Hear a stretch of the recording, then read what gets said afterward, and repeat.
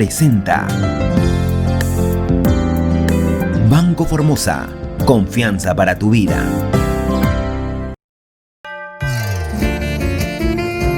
Bienvenido Clemente Cáceres a Raza Guaraní nuevamente. Este es un programa muy especial porque estamos celebrando la Navidad y vamos a hablar de lo que es lo nuestro, de las comidas y también de las tradiciones y costumbres que usamos nosotros en Navidad y Año Nuevo. Váete copagina Clemente. Y pona interés. Pero un placer de estar nuevamente con ustedes y por supuesto agradezco nuevamente por recordarse para mí. Dale querida, así que vamos a comenzar. Vamos a hablar de lo que es lo más rico. Ñanderembi ñande gea, la cosa jeva, la yayapoa la paraguaype. Va ejina la jevea la paraguaype yayapoa. La sopa. Ah, la pinta hoy, la sopa en hoy. Te comento que estoy entre mis planes futuros, los planes a largo plazo, mediano plazo, es terminar 2 libros. Uno sobre la historia de todo lo que come el paraguayo, todos los animales, vegetales, todo con estudios de sus propiedades, de sus orígenes y compañía. Y otro, 500 comidas paraguayas, todas con estudios étnicos, antropológicos e históricos. Y estas comidas incluyen las comidas, los dulces y las bebidas tradicionales del Paraguay. Y entonces ya me dijeron una vez en una entrevista, pero ¿por qué? ¿Cómo 500 comidas va a haber? Sí. Bueno, lo que pasa es que hay más de 17 clases de sopa paraguaya, más de 70 clases de chipa, hay locro 7 clases, hay boriborí como 5 clases, todo hay un montón. El mbejú hay más de 17 clases de mbejú. Los postres hay más de 70 postres que pueden ser entre típicos, las comidas adaptadas y las foráneas que ya pasan 100 años, porque al pasar 100 años implica que ya es nuestro. Así como el mate es argentino, pero de origen es paraguayo, porque el mate nació en Asunción como 50 años antes de la fundación de Buenos Aires. Llegaron a Buenos Aires Ana Díaz, la paraguaya, y su esposo Juan de Garay, tomando mate a lo largo, y ya llevaron las bolsas de partida para toda la familia, así que entonces por uso por más de 100 años ya corresponde también a esa provincia, pero en consumo mayoritario estamos hablando, ¿verdad? Ya claro. Corresponde. Por eso hay tantas comidas y tanta sabrosura dentro de la gastronomía paraguaya. Mira, yo quiero ¿Y de qué vamos a hablar? ¿Cuál te gustaría que hable? El origen de la sopa paraguaya, que es lo más rico que tenemos el paraguayo. Bueno, el origen de la sopa paraguaya, hablo primeramente de la leyenda. Sí. Es muy importante la leyenda, por más de que no tenga asidero histórico, es importante porque el pueblo cree, ¿verdad? Pues no importa ni la leyenda ni la historia de la sopa, porque sabemos que solamente en el Paraguay se consume sopa y por supuesto también en las provincias vecinas argentinas, que por supuesto por extensión y porque hay muchas familias paraguayas que llegaron a irse, argentinos que vienen, que se van, y por supuesto que las tradiciones paraguayas se van, como también nosotros recibimos las tradiciones argentinas, ¿verdad? Y que las valoramos, pero el pueblo eso no sabe, ¿verdad? El pueblo muchas veces no sabe el origen y eso es muy importante. Y así entonces la sopa, la leyenda nos dice de que existía una entrada muy predilecta del primer presidente paraguayo, primer gobernante, que fue el del doctor Francia, que se llama sopa de maíz. Esta sopa de maíz era una crema suave a base de leche, de maíz, por supuesto bastante líquido, es una sopa con ajo y no sé, por supuesto sal y algunas cositas más, algunas especias más. Y que a Lamachú, ante un diplomático brasilero, se le fue la mano, que era muy, se le pasó y le salió una cosa dura, entonces que puso en una bandeja, metió al tatacuá, al horno, y ahí salió la sopa y dijeron que la sopa es muy rica. Sin embargo, esto, pues la mentira pues tiene pata corta. Otro sí que ella dice de que hizo boriborí y que se le hizo polenta, entonces puso, ¿no? Entonces hay tantas leyendas, Gracias a Dios de que antes de la pandemia, hace ya como 3 años que yo vivo en el Archivo Nacional, precisamente hurgando las raíces, especialmente todo lo relacionado a las tradiciones culinarias paraguayas, porque soy voluntario también del Ministerio de Cultura del Paraguay para fundamentar estos orígenes, para que el Paraguay declare por primera vez, ¿verdad? Y gracias a Dios en esta época, las principales comidas como patrimonio cultural intangible del Paraguay. Entonces esto me obliga a que yo tenga que estar, y entre esos encontré entonces el archivo de los dominicos y de los mercedarios, en donde hablan desde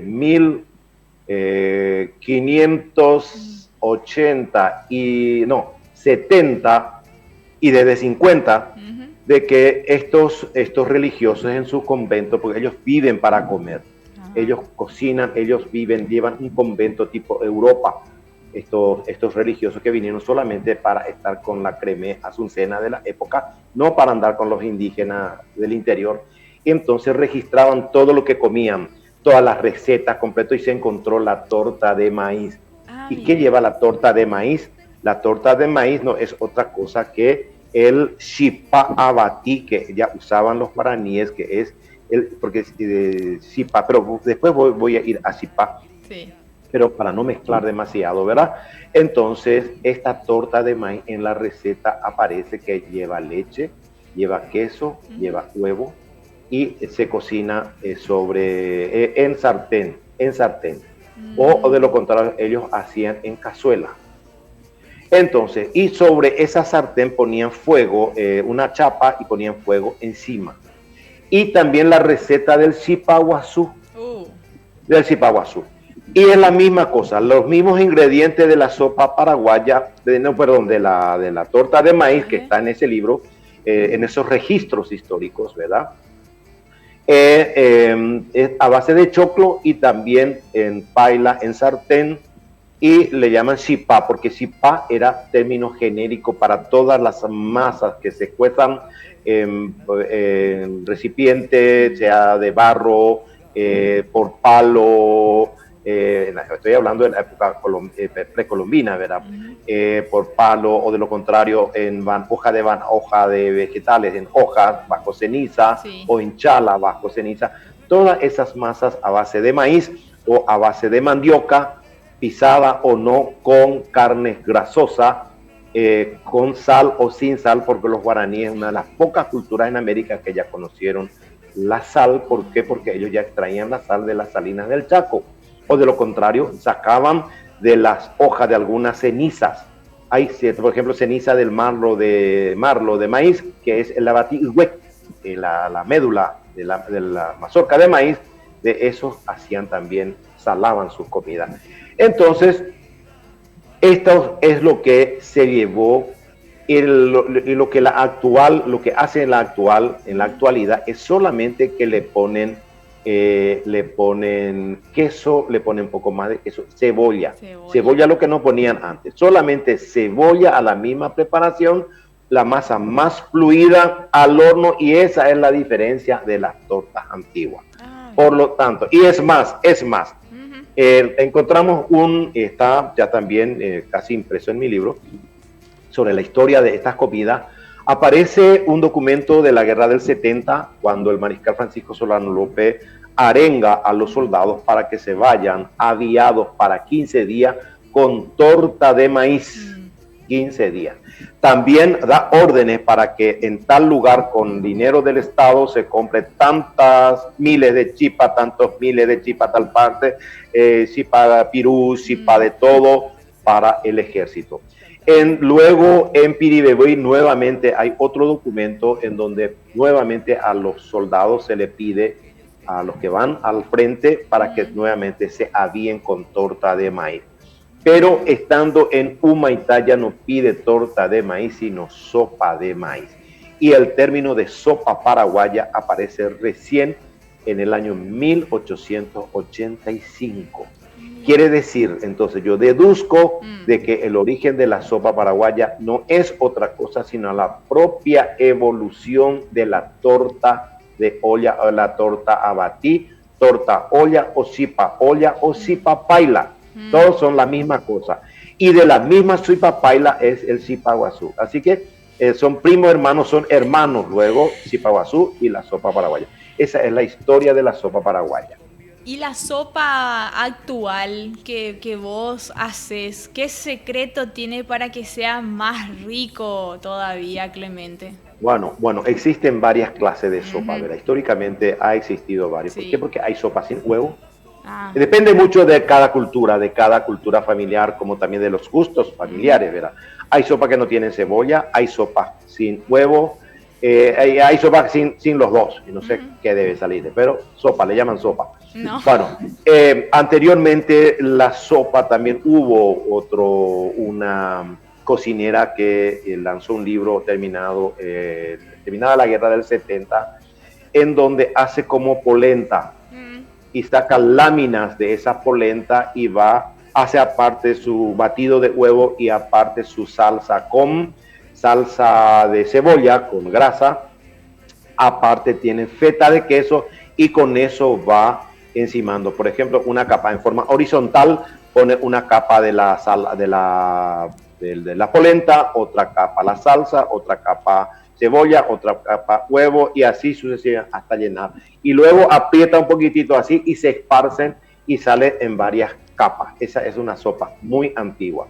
Después se estilan hasta hoy la sopa paraguaya con relleno de queso, con relleno de carne, con relleno de pollo. Estos dos últimos es casi el mismo preparado que se lleva para rellenar las empanadas, tanto las empanadas paraguayas como las empanadas argentinas.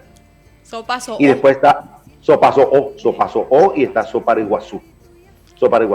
Y después está la sopa con relleno de poroto, que es ensalada de poroto. Y el poroto no se descompone dentro de esta sopa. Lo primero que se descompone después de una semana. Esos son todos los tipos de sopa que tenemos. Muchísimos tipos de sopa tenemos, Clemente, porque yo no sabía ese de poroto. Estas son las variedades que estoy hablando, sí.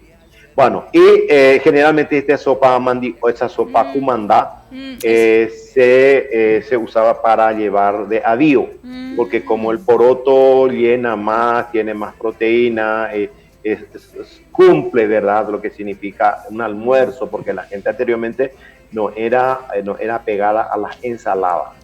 Ahora nomás, ¿verdad?, hace como 70, 80 años que en el Paraguay sí masivamente se consume. Después de la venida de los japoneses, en donde no faltan verduras, ¿verdad? Ahí recién el paraguayo está apegado a las verduras. Y después están las sopas, que se hace también sopa de mandioca, y también hay sopa de soja, también especialmente en los lugares en donde, y sipaguazú de soja también. Y la sopa que te refieres ahora, que es un invento mío de hace cuestión de 40 años atrás, yo le llamo y le bauticé sopa chuchi, y es muy internacional hoy día. Y el chuchi para la gente significa, ustedes habrán escuchado la chuchi, ¿verdad? Sí. De Maneco Galeano. Es la que se hace, es la que quiere presentarse de lo que no es, ¿verdad? Quiere aparentar más, ¿verdad? Y entonces chuchi se le dice a la de la alta sociedad y más todavía a la gente fingida.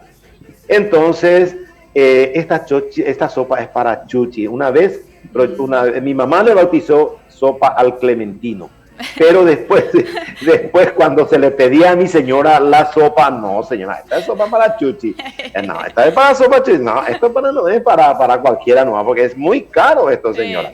Bueno, y la fórmula es que la fórmula de la sopa paraguaya es harina de maíz, queso, huevo, leche, cebolla, y todos estos ingredientes generalmente, ¿verdad?, en la sopa paraguaya, para 1 kilo de maíz es nada más que medio kilo de cebolla y ponerle media docena.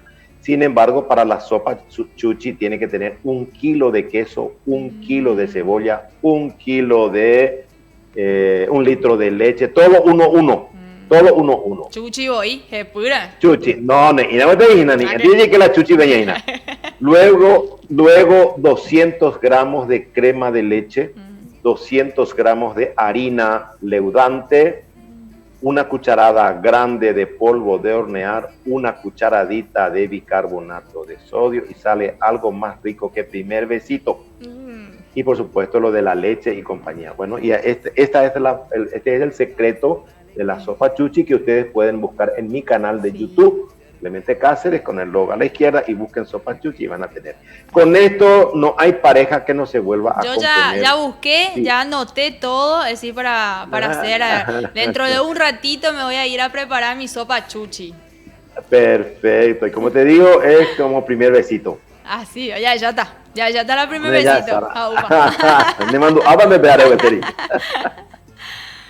Qué bueno. Y vos, tu secreto, ¿cuál es tu secreto, Clemente, para tu sopa? ¿Qué le das vos? ¿Qué toque le das a la sopa que vos haces? Bueno, yo no salgo de lo normal, ¿verdad? Que significa preparar, no hay nada de secreto.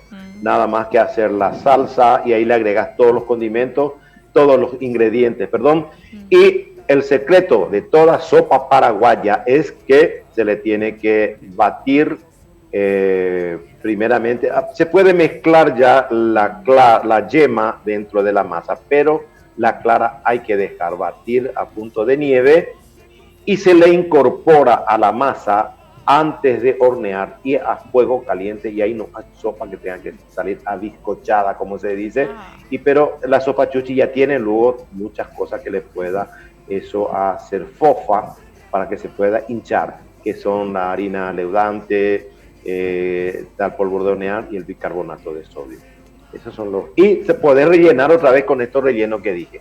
¿Y la soda para qué a veces se le utiliza? Mi abuela antes le ponía soda. Sí, la soda. Y hay gente que pone, por ejemplo, acá en Ñemby, en mi zona, todo el mundo le ponen anís a la sopa. Anís también. Anís le ponen a la sopa. Sí. Y no se olviden de ponerle el nido, o sea que de ponerle hoja de banano para que le aporte humedad y para que evitemos también engrasar la asadera, para no ponerle grasa adicional. Y se me olvidó a la sopa chuchi. No te olvides que la grasa es la única que se pone la mitad, que es medio kilo de manteca o grasa de cerdo. Y un secretito también, no se engañen con la manteca. La manteca es una grasa, es un aceite trans, significa mucho más peligrosa que la grasa de vaca. En todo caso, úsenlo mañana luego porque se cristaliza en la sangre más fácilmente y es mucho más nociva. Esa es. Aporta suavidad, sabor a la masa, pero la manteca vegetal es muy peligrosa. Entonces, la receta que me faltaba aclarar es que medio kilo de grasa o medio litro de aceite, o en todo caso la manteca una vez no le va a hacer nada. Te estaba por preguntar si podíamos, en vez de la grasa o la manteca, podíamos usar el aceite. Porque la gente usa aceite también. Aceite, por eso. Y para empolvorearle a la asadera, ¿le empolvoreas con harina o lo harina con harina? Primeramente untar, pero suavemente para que no se empape demasiado. De tal manera que se le echa la harina y se sacude un poquitito para que quede como polveado nada más. No, que no quede ahí la masa del aceite con la harina, ¿verdad? Pero la hoja de banano es mejor, además que le da un saborcito especial. Cuando ya recoyo en la hoja de banano, o de lo contrario, en un pirec aceitado nada más, aceitado. En un pirec no se pega. la sopa y no. No me decir Y Clemente, y aparte de la sopa, el chipaguazú también tiene su estilo para preparar, así como la humita. Viste que también acá en Argentina se llama humita al choclo, cuando se hace el preparado. Bueno, humita se llama cuando es dulce y es cuando salado. Hubo problemas con Argentina, con un cocinero de un canal argentino, y el Paraguay se levantó con tutti a decir la comida típica argentina, la choclotorta. Choclotorta, bueno. Y por supuesto que me vinieron todos los canales acá y yo les mostré cuál es el origen del chipaguazú, cuál es el chipaguazú de acá y cómo se llama en Argentina las humitas, que también acá tenemos nuestro caicua, que eso sí que es humita, ¿verdad? Caicua. Cómo es la humita argentina, la humita chilena, la humita de todos los lados. Yo me acuerdo cuando fuimos con un elenco para un festival mundial de teatro Santiago de Chile, nos aparecen las humitas, el KIQA, o sea que el choclo, la masa de choclo envuelto en una pireca, en la mazorca, la chala, y ataba en el medio, ¿verdad? Pero esto era cuadradito, pero era igual. Y todo el mundo, los paraguayos, mira qué bien, nos viene el KIQA, el butucá y cosas, y que vamos a comer. Y aparece una floresta de ensalada por todos los lados, y los paraguayos empezamos a picotear, y era picante, tenía todas las verduras, tenía de todo, había más verduras que fue incomible de picante, cosas que en el Paraguay nosotros no usamos de esa forma, ¿verdad? Bueno, y picoteamos todo, y no aparece el plato de fondo, no aparece el plato de fondo. Y después vienen los mozos, los paraguayos nos les gusta la ensalada, no estamos esperando el plato principal. Pero si ya pelaron todo, ya comieron todavía si era plato principal. Ahí está la diferencia ya entre la humita paraguaya y la chilena.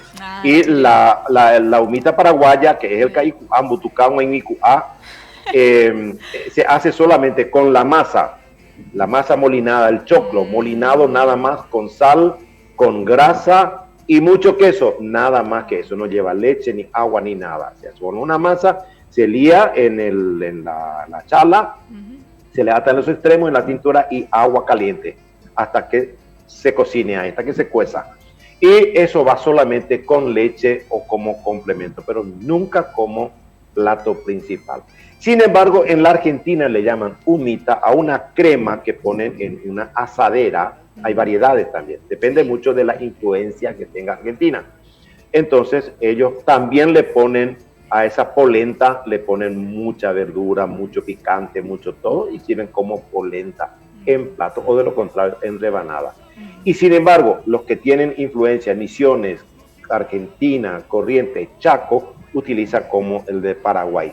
Sí. Y los que están cerca en la Argentina, de Chile, también usan como el de Chile. Porque el de Chile hace como los argentinos la polenta, y ponen en una asadera, deja que se enfría, y cortan en pedazos, en panes, y eso después, una vez que esté bien durito, lían en la mazorca con la chala, atan ahí y llevan al agua caliente, y sacan así. Así que los tres son muy diferentes, las versiones. La Argentina en bandeja, en Chile no se usa, en Argentina. Y después yo digo, sí, al parecer a la paraguaya, porque son limítrofes con Paraguay, usan de la misma forma, y los que están en los Andes, cerca de Chile, hacen como los chilenos. Sí, porque hay salado y esa dulce, es la humita. El cipaguazú nuestro, sí, no es, hay que licuar, o vamos por lo sencillo, moler o pisar o molinar el choclo, y lleva un poco de leche, lleva cebolla. La cebolla puede ser cruda, nada más que molinada con el choclo, o de lo contrario, hacer ya con la cantidad de grasa que vamos a utilizar, hace como la sopa también, sofreír eso un poquitito. Pero hay gente que le gusta que sea la cebolla cruda, que se cocine dentro de la masa. Y lleva queso, leche y nada más. Hay secretitos de algunas familias que le ponen un poquitito de azúcar para que tenga sabor a choclo, porque el choclo, el maíz tierno, es dulzón. Sí. Entonces lleva grasa, queso, huevo. Ese es el cipaguazú. O sea, yo cuando hago le licuo todo junto. Es todo junto nomás. Y por eso digo de que hay gente que le gusta, y más todavía por la facilidad. Sí. Pero si prueban haciendo primeramente la salsa de cebolla con la grasa, tiene otro sabor. Otro sabor. O para variar un poco. Voy a probar un poco de eso, porque ese todavía no probé. Probé nomás el que es todo mezclado así, pero está exquisito. A mí me gusta mucho lo que es el choclo. Y lo que es el chipaguazú, ni qué decir. Clemente, ¿y qué me puedes contar de la chipa? ¿Qué origen tiene la chipa? ¿De dónde viene? ¿Cómo se produjo? ¿Cómo se hizo? ¿De dónde vos viste primero? Cuando era chiquito, ¿vos comías la chipa que tu mamá hacía o tus abuelas hacían? No, la chipa es luego como el tití de la mamá. Vos dejás de amamantarte y ya comes chipa. ¿Por qué? Porque el chipa para nosotros, para la cultura paraguaya, no significa solamente esa chipa que ustedes saben posiblemente, que es la chipa como pan, ¿verdad? Sino a todas tartas y tortas se le dice chipa. Por eso está chipa guazú, chipa cuerito, está chipa isururú, está la chipa como pan. Hay un montón de clases, hay como 70 clases de chipa. Por eso hay que diferenciar ya luego. ¿Qué significa? ¿Qué diferencia hay entre chipa y chipá? Chipá es guaraní y nunca hay que decir el chipá, porque el guaraní no usa artículo definido ni definido. Es chipá nada más. Y chipá en este caso es genérico, se refiere a todas las tartas, tortas y los panes. Y sin embargo, chipa se refiere exclusivamente, es castellano, ya está castellanizado porque el chipa ya es grave. Y sí, ahí sí se puede decir, utilizar, pertenece al género femenino porque es la chipa y se refiere exclusivamente a los panes. Que puede ser chipa aramino, chipa mestizo, puede ser chipa abatí, puede ser chipa pirú, chipa hay de mandioca hervida, en mi canal van a encontrar, chipa de calabaza en mi canal van a encontrar, chipa de andaí, está el chipa candoy, que es una chipa de Semana Santa que es de chocolate y miel, es dulce. Está chipa mandubí, que es el pan con maní, azúcar, y por supuesto que llevan los ingredientes de la misma, o sea que hay un montón de chipas. Está el chipa cuerito, ¿cómo le llaman en Formosa ahí el cuerito? Torta frita parece que le llaman. Y eso es un vicio argentino muy fuerte, con el mate dulce, ¿verdad? Sí. O sea que es la misma masa de la empanada y así afinada también, se parte en rectangulares. Es una masa de harina, agua, sal. Si tenés suerte, tienes un poquitito de huevo y si tenés más suerte todavía, hay gente que le pone queso. Pero hasta ahí nomás, como la pireca de la empanada, para la cobertura de la empanada. Eso se aplana y se corta y se fríe y estalla el chipacuerito. O torta frita también se le llama. Sí, esa torta frita. Creo que esa es la torta frita. La torta frita le decimos. Esto, entonces, ahora, ¿qué pasa con el origen de esta chipa, verdad? Que cuando llegaron los españoles fueron convidados con el muyapé,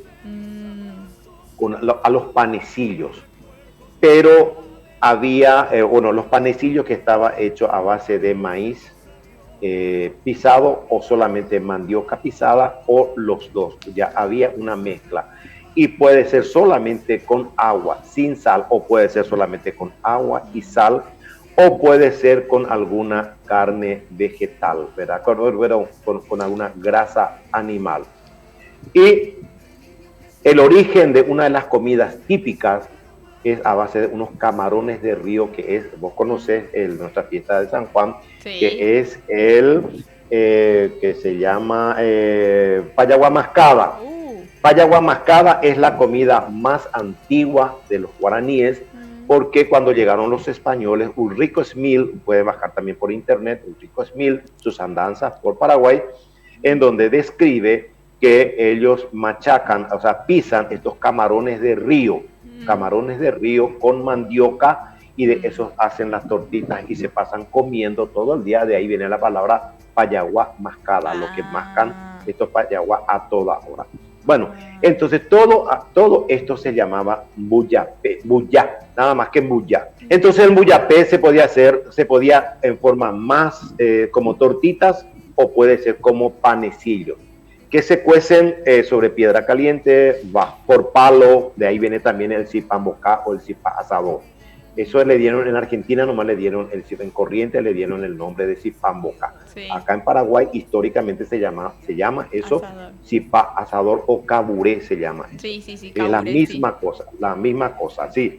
Y entonces estos españoles encontraron con estos panecillos y describen muy bien todos los cronistas y escribas que acompañaron a los españoles porque los guaraníes llegaron hasta el Atlántico, especialmente los guaraníes neolíticos, que se alimentaban mucho con los vegetales, ¿verdad?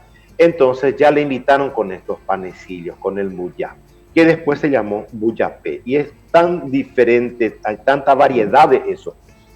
Y después, pero lo que pasa que ya durante la colonia, por la afluencia, por el contacto que los guaraníes tenían siempre con los bolivianos, los que ahora son bolivianos, que son los quechuas, que son de los incas, bueno, le dieron el término de Xipape.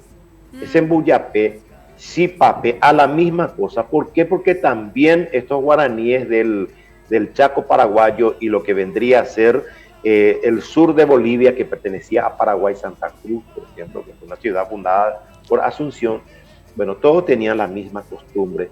Y entonces se adueñó, eso se trastocó ese cambio, hubo un intercambio. ¿Por qué? Porque en vez del Buyapé, agarraron los de Paraguay, Río Paraguay, hasta el río Paraná y Atlántico, ya le llamaron, poner en 1550 más o menos, ya le llamaban Xipape. De ahí viene la palabra Xipa, que significa cadera de mujer. Mira.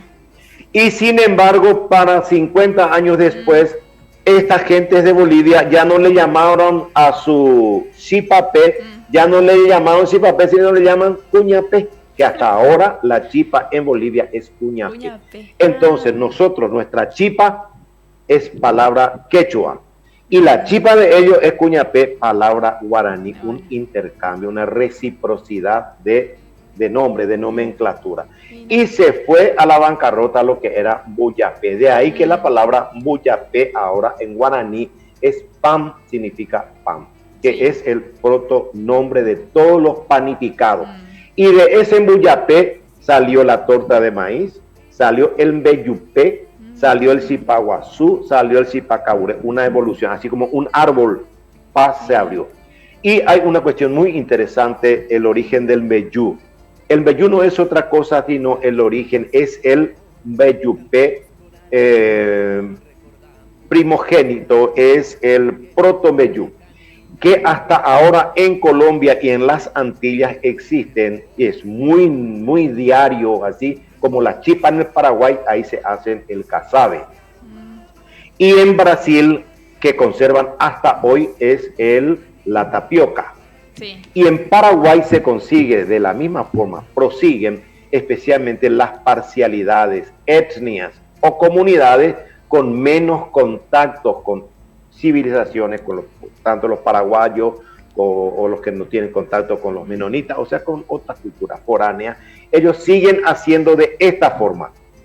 ¿Cómo hacen? Rayan la mandioca, rayan por piedra, se puede moler, hacer una harina y se exprimen. Ellos tienen un aparato. Ustedes buscan casabe por internet o tapioca y van a ver cómo se hace. Así también en el Paraguay se hacía.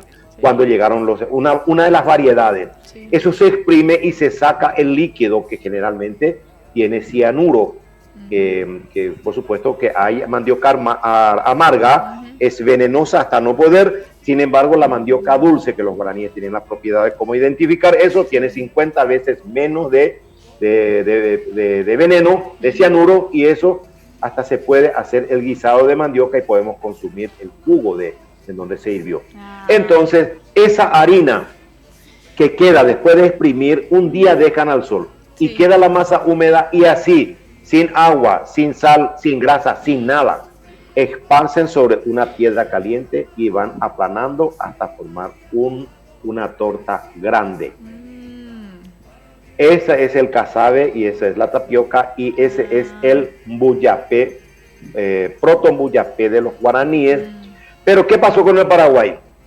El Paraguay, la cocina mestiza nació 5 años después de la fundación de Asunción. Hay documento en el Archivo Nacional que todo su mbuyapé ya tiene huevo, ya tiene leche. Sí. O sea que ya hubo el mestizaje. Y este mbeyupé, que para mí, yo no te voy a comer ni por nada del mundo la tapioca como casabe, sí, que es sin sabor porque no tiene sal, no tiene aceite, no tiene agua, no tiene nada tiene. Y es como comer nada más que una mandioca cocinada sobre brasa. Sí. Tiene el mismo gusto, por supuesto que es la misma cosa. Sin embargo, en el Paraguay ya nació ahí el mbeyú nuestro, que significa al mismo preparado, pero que ya tiene sal, tiene leche, si por ahí puede tener leche, puede no tener, ya tiene queso y pueden tener huevo. Ese es el origen entonces, por un lado, del mbejú. Pero hay diferentes tipos de mbejú, Clemente, ¿eh? Diferentes tipos ya hay ahora. Hay más de 17 clases que se consumen en mbejú, diferentes tipos. Así como hay variedad de chipa, hay diferentes tipos de mbejú. En mi canal pueden conseguir también ahí va todo lo que queremos saber de las comidas, las mejores comidas paraguayas, le tenemos que ver a Clemente Cáceres en YouTube. Sencillo. Pero miren que yo no me dedico a la gastronomía. Pero lo que haces, Clemente, es algo yo hago solamente para los canales y para las plazas, Eso dicen acá mis hijos, todo el mundo viene acá y dice, ay, seguramente que tú cocinas estas cosas, señora, pero tu marido, no, Clemente lastimosamente no cocina acá, solamente para la televisión, para la otra gente, y además que no le permito en la cocina, pues es desaliñado, así que andase ya y se viene cociname. Ya y la cociname, derógame.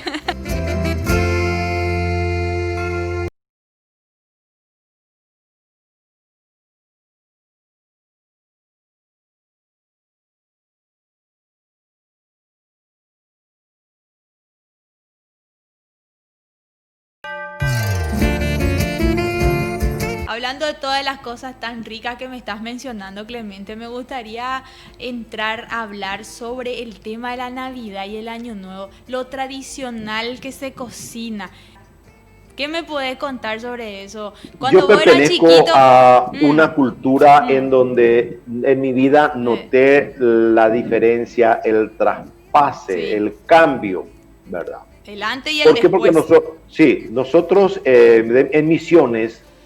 en Misiones, y yo creo también los que fueron doctrinados por los franciscanos del Tebicuary para arriba, estos religiosos le mantenían la Nochebuena en la iglesia con pesebre viviente, y de ahí se iban a la casa. Pero después de la expulsión, especialmente de los jesuitas en Misiones, sigue la tradición del pesebre viviente, pero hasta las 10 de la noche. Y luego se van a la casa con el pesebre. Pero nosotros no comíamos nada a la noche porque era vigilia. Se tenía que compartir el dolor de la Virgen María y estar ahí esperando el nacimiento del niño Jesús, solamente con clericó, con mbejú y con arroz Jesús. Nada del banquete que es ahora. Eso lo hacíamos al día siguiente. Sin embargo, ya cuando era joven y un poquitito joven, ya a donde me iba, vamos a cenar. No mañana recién. Y entonces estaba en ese, y me adapté, ¿verdad? Pero hoy día eso terminó. Ahora es solamente antes de la Nochebuena. Claro. Y así como los pesebres van terminando también, todo es banquete nomás, ya hasta, y el bocapú, los bocabichos, los petardos, hasta la medianoche, la cena antes o después, y al día siguiente ya no. Y a la iglesia mucho menos, la gente ya se va, alguna gente se va, ¿verdad? Y sin embargo, y ahora a la pregunta, ¿verdad? Esa es la diferencia que hay. Asimismo, como ahora ya hay diferencia, y dentro de poco, creo que dentro de 50 años, ya no se va a hacer este almuerzo. Seguramente que vos te acordás de que en el viernes, jueves santo, al mediodía se consume. Y después ya nada de fuego, nada. Hasta después a la noche ya a la iglesia, ahí la última cena, el lavatorio de los pies, y desde ahí ya nada ni fuego hasta la gloria, hasta la gloria.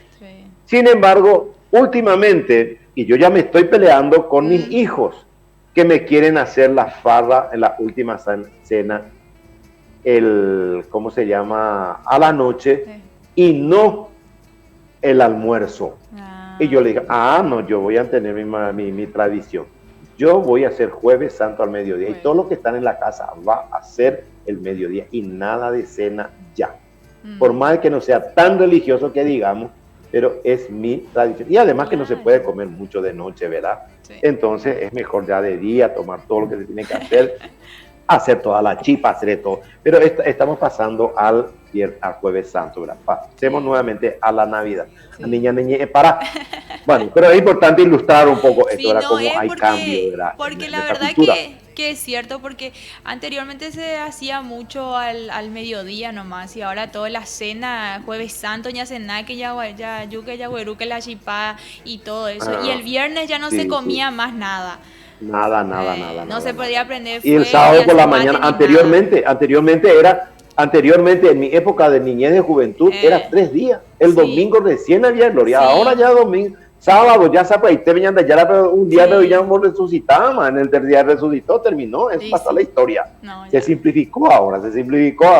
Cierto. Así es. En la Navidad se estila en Paraguay, ¿verdad? Todo al horno. 4 a 5 clases de carne, todo al horno, porque al día siguiente no se hace nada, ¿verdad? Entonces, infaltable es la carne, y es increíble. El asado de la Navidad es condimentada porque con comino, con todas las especias que uno quiera, con ajo, con mucho ajo, cosa que en el asado paraguayo no se, solamente lleva sal y ya directamente al fuego, ¿verdad? A la parrilla, pero esto tiene que ser a la asadera y generalmente antes de que oscurezca, porque la mesa, todas las cosas, todas las comidas ya tiene que estar todo antes de que oscurezca. Porque así solamente visitamos el pesebre, y si tiene pesebre vamos a recibir visitas. Y si está todo tapadito ahí y la gente va picoteando, entonces tiene que haber carne asada de res, de vaca, de aves. Hay que, si tiene pavo, es pavo. Si tiene pato, ganso, gallina, de todo un poco. Generalmente 2 aves, y después ya viene el peseto, que es muy tradicional acá, el peseto relleno, está la lengua a la vinagreta. Estas son las bases de la comida, ¿verdad? Y después se hace, por supuesto, chipa guazú no puede faltar, sopa paraguaya no puede faltar, el clericó no puede faltar, ahí tiene que haber 2 clases de clericó, y la mandioca. La mandioca, la batata, y por ahí hay panes, se puede servir panes también, porque generalmente con pan van la gente chuchi, ¿verdad? En medio de pan, más todavía el pancito medio dulzón, el pan, ¿cómo se le dice a esto? Panchit, sí. La lengua a la vinagreta o las fetas del peseto relleno va muy bien, eso se pica hasta para la cena, ¿verdad? Y hay gente que ya le metió, yo hace rato con su chorizo, con su todo, ya le metió ahí antes. Bueno, después están las ensaladas, generalmente se hace de arroz y de poroto. En la Navidad casi no se hace de verdeo. ¿Y hay diferencia entre la Navidad y Año Nuevo, Clemente, o todo iguales los preparativos? No, generalmente hay menos preparativo en el Año Nuevo, ya es más asado, la mesa es más sencilla, porque ya viene más borracho. O sea que la Navidad pues tiene un tinte religioso, porque es Jesucristo, porque hoy la pesebre, porque se visita, está el clericó, está muchas cosas, entonces es menos banquete, menos baile. Y por supuesto que es más emblemática también la mesa. Y la reunión, como dijiste, la reunión familiar. Sin embargo, en la fiesta de Año Nuevo es más banquete. Se cena, puede estar todo ingrediente, pero generalmente es más sencillo. ¿Y por qué? Porque uno ya está apresurado, porque ya tiene que bailar, porque quien más, quien menos va a una fiesta. Entonces, a las apuradas cena y ya viene el bocapú y ya se van a las fiestas, ¿verdad? Y hay más bebida alcohólica. Generalmente ya no aparece el clerico, ya no aparece. El clerico ya o pama. Pero hay gente que le gusta. Pero, y no olvidemos, ¿verdad? Que en una mesa navideña tampoco falta que es una cosa muy moderna, pero yo de mi niñez, y eso ya hace como 70 años, ha aparecido ya la sidra, se toma vino, hay gente que toma cerveza, y por supuesto, se estila, ¿verdad? Que hay jugo, hay gente que prefiere y que lleva una tradición de endulzar con miel, y todo jugo endulzado con miel negra es aloja. Aloja, así es. Sí, mi abuela lo hacía antes y lo tenía el clericó en Cambuchí y el aloja lo tenía en una fuente grande también.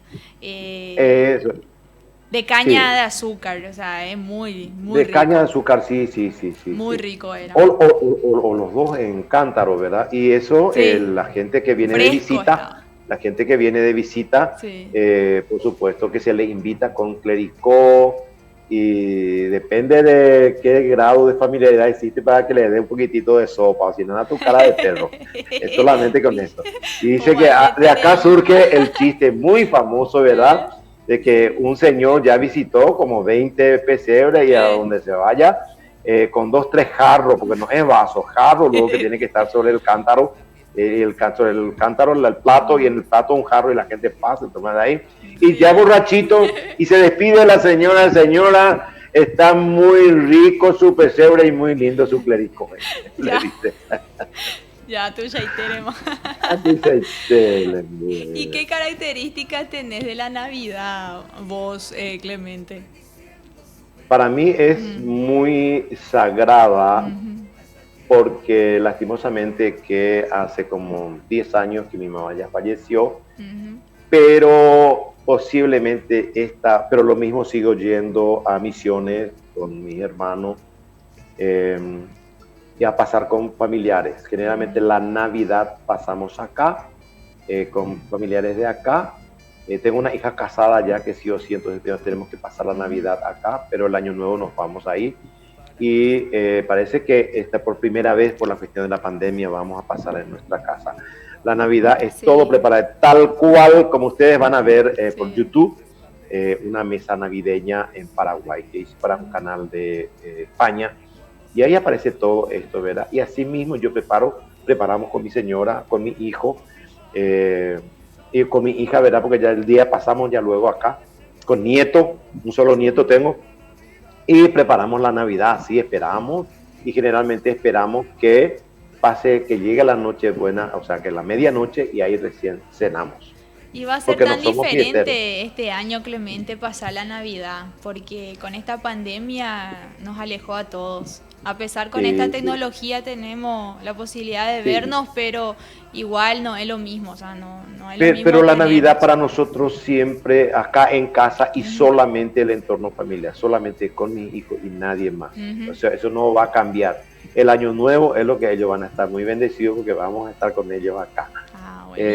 Pero también hay que respetar un poco a mi hija, que su marido si quiere pasar con nosotros, pasa con nosotros la Navidad, entonces mi hija puede, y el Año Nuevo ya tiene permiso para que en familia pase con los suegros. Claro. Y mi hijo, que ya tiene su pareja, no sé cómo va a pasar ahora este año, si nos dividimos en el Año Nuevo, pues sí vamos a estar Año Nuevo acá.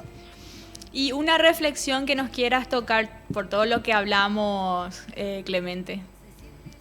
Nuestra tradición es tan importante, porque cada quien somos lo que somos de acuerdo a nuestra cultura, a nuestra idiosincrasia, lo que vestimos, lo que comemos, lo que invitamos, porque el paraguayo y también el argentino invita. Yo no creo porteño porque ya estuve varias veces en Buenos Aires, tengo parientes que no te invitan ni con el saludo ni con la hora, pero yo sé que en Formosa, tengo amigos, tanto en Corrientes, Misiones, sí hay todavía el buen tiempo, y eso nos identifica, esa cordialidad. Entonces es importante que conozcamos, que valoremos y que promocionemos nuestra cultura. Es la cultura de Misiones, la cultura de Formosa, la cultura paraguaya. Eso hay que sentirse orgulloso de eso por los medios de comunicación, por todos los medios, la televisión, los diarios. Acá hay una tradición muy importante, académica y educativa, de Semana Santa en Paraguay, en que todos los chicos, y también en otros días del Yopará, eso pasa a las escuelas y colegios, todo el mundo hace su chipa, las criaturas amasan en el día del Yopará, en el día de la cruz, que es otra tradición paraguaya. En las escuelas se arman el establo de la cruz, adorna con chipa, los chicos cuelgan. Entonces es una forma también de incentivar a nuestros chicos. que si cada provincia tuviese, ¿verdad? Tienen, de hecho, que tienen, ¿verdad? Sería tan lindo, no sé, a lo mejor están haciendo, ¿verdad? Que yo no conozca nada más, ¿verdad? Entonces, que hagan, ¿verdad? Que vivan y vivir nuestro mundo, vivir nuestra forma natural de como originario de ese lugar, identificarnos con eso y nunca sentirnos orgullosos de las cosas de afuera y de muy de afuera. Sí, así es, Clemente, y quiero agradecerte por tu tiempo, por tu amabilidad, y desde acá de Formosa, de la producción SEO Multimedia y Raza Guaraní, por darnos esta entrevista maravillosa y decirnos todas esas hermosas palabras. Imagínate esas historias, esos orígenes de cada cosa que nos dijiste. A nosotros también nos da conocimiento de cada cosa.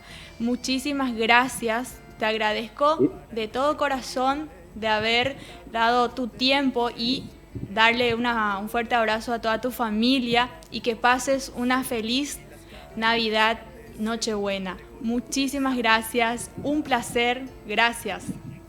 Gracias también, un aplauso, un abrazo fuerte y también feliz Nochebuena y un próspero año nuevo, y que esta cuestión de coronavirus, que sí, por favor se aleje de nosotros.